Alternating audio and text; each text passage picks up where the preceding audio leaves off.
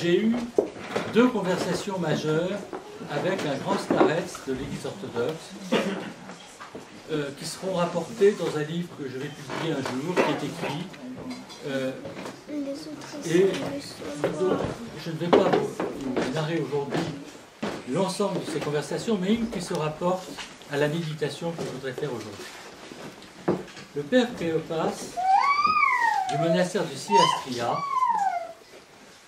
m'a parlé, dans un contexte que je vais tenter de vous expliquer, de la communion de désir, avec un certain nombre de points théologiques et spirituels très importants qui m'ont ensuite, parce qu'une parole se met par un père spirituel, met des années à faire son chemin en nous.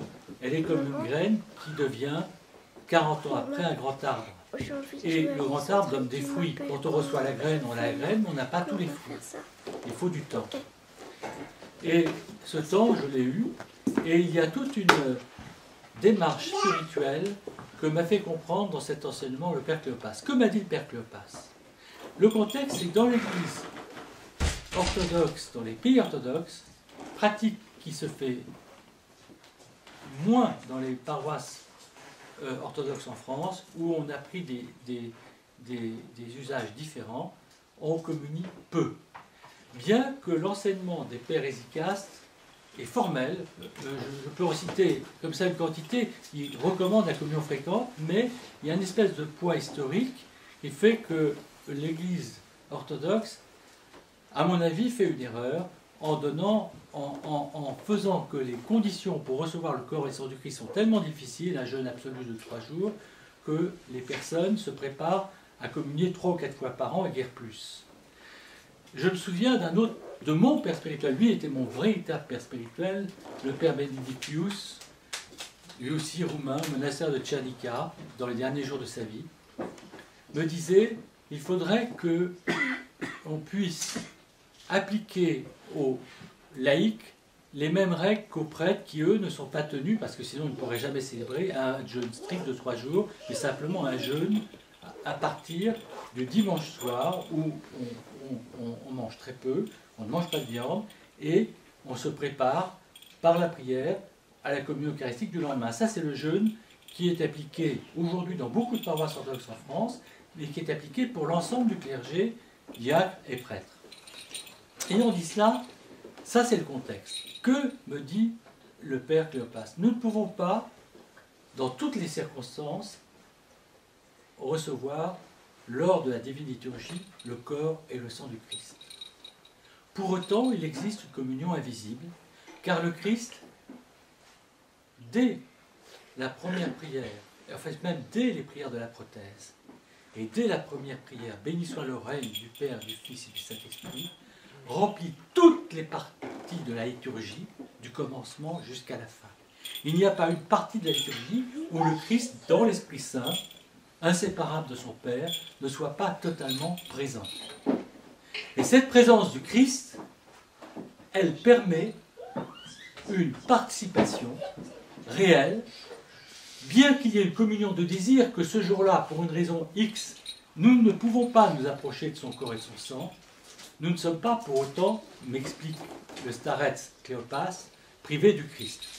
Il existe une seconde communion, qui est la première communion que reçoivent tous les croyants,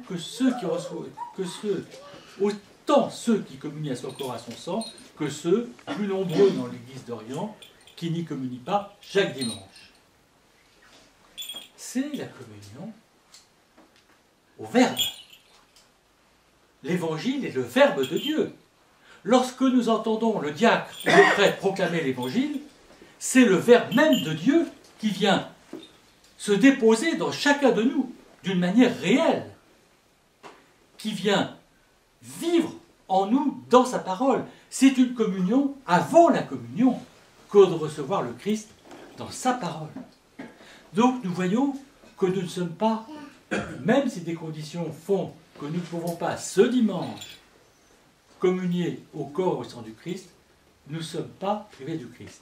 Mais ce qui a germé en moi, dans la parole du starets, c'est cet exemple extraordinaire qui, dans un ultime degré, a été vécu toute son existence par Sainte Marie l'Égyptienne. L'histoire de Sainte Marie l'Égyptienne est très éloquente. C'est une grande pécheresse qui voit à Jérusalem tout le monde rentrer dans l'église où il y a le tombeau du Christ et donc l'église de la résurrection. Et là, elle veut rentrer et une force invisible l'en empêche. Il faut dire qu'elle sortait vraiment du péché. Et quel péché? Péché de chair, sans limite. Et tout d'un coup, elle voudrait rentrer, elle ne peut pas. Et elle comprend qu'elle a une conversion à faire. Elle se confesse, elle se prépare. Et là, elle peut rentrer, elle communie. Et elle comprend qu'elle doit passer sa vie à se repentir. Et elle part directement au désert. Et là, au désert, elle va mener un combat qu'on ne peut pas soupçonner parce que les pensées, mais ce n'est pas le propos de cette homélie, les pensées, les désirs qu'elle avait dans sa vie ancienne lui sont représentés par le démon. Elle combat le démon, pied à pied, et pendant 17 ans, elle va lutter contre les pensées impures. Mais qu'est-ce qui lui a permis de tenir? Eh bien, ce qui lui a permis de tenir, c'est qu'elle avait en elle le corps et le sang du Christ, et qu'elle le savait, et qu'elle méditait en elle-même sur le corps et le sang du Christ, en elle. Elle ne cherchait pas un Christ extérieur.